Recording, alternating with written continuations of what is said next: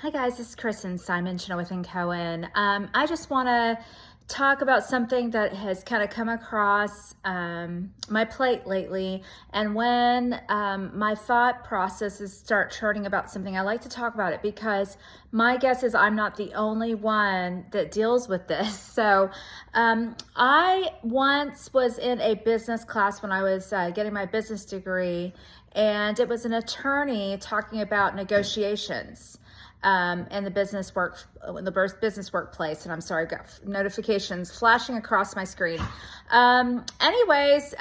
This attorney was teaching our class, and he was talking about the best resolutions and the best transactions, the best mediations come from two parties that get something out of the pie, meaning both parties take something away at the table.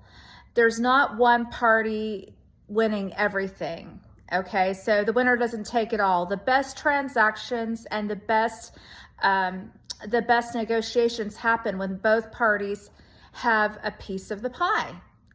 So I was thinking about that class, and when I was a young college student, I had a hard time understanding that concept. I thought, well, isn't the best negotiation the one where you get everything, the winner gets everything? In my young mindset, that's what I thought. And as I've gotten older, I've learned, wow, he was so right. And I have residential buyers and sellers, all different sorts, but I do have a group of investors I work with as well. And I have watched them over a period of 12, 13 years and watched different styles of investment. And the one thing I've noticed is my investors that make the most money have a whole concept perspective. They see the whole picture. They don't just look at the minute details, how they can win here and there. They see how they can win over a long span of time. For their whole portfolio versus just a segment of their portfolio. They look at how to build a portfolio, how to scale, how to create more money with less negotiation.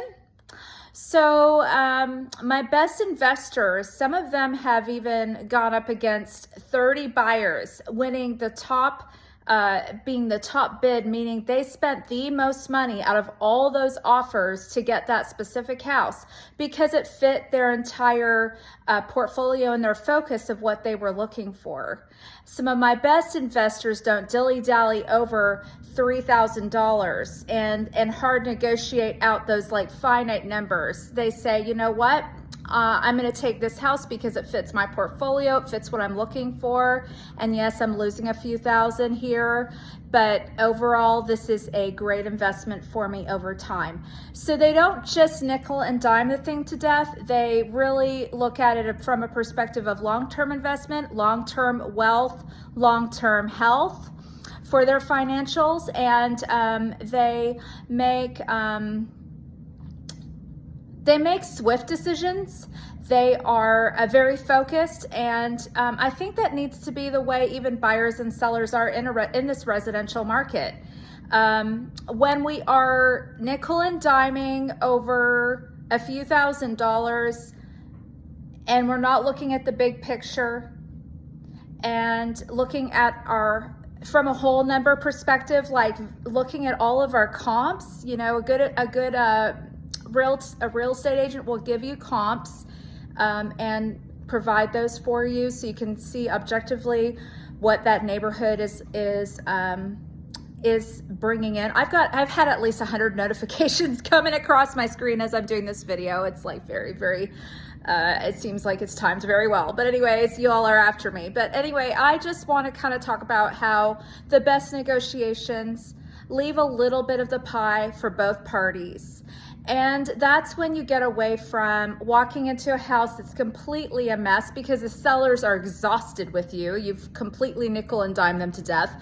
So they're done. And then you walk into a house that you've just purchased and it's disgusting because the sellers were absolutely over the transaction. When we have two parties that feel like somewhat satisfied, we have a smoother transaction. You don't have a seller that's sabotaging the buyer there right before closing. You don't have that gritty feeling of going to the closing table and you are just white knuckling it to the very end. And so I just want to encourage you guys as buyers and sellers to see the big picture, to look at your objective instead of getting caught up in the details, to drop the ego so that you can objectively look at what you really want. The best investors are not worried about ego, they're worried about being objective. And that gets them the solutions and the portfolio they desire. And as a buyer and a seller, just residential, non-investment, this is a great perspective as well. All right, this is Kirsten Simon with Chenoweth & Cohen. Have a blessed day.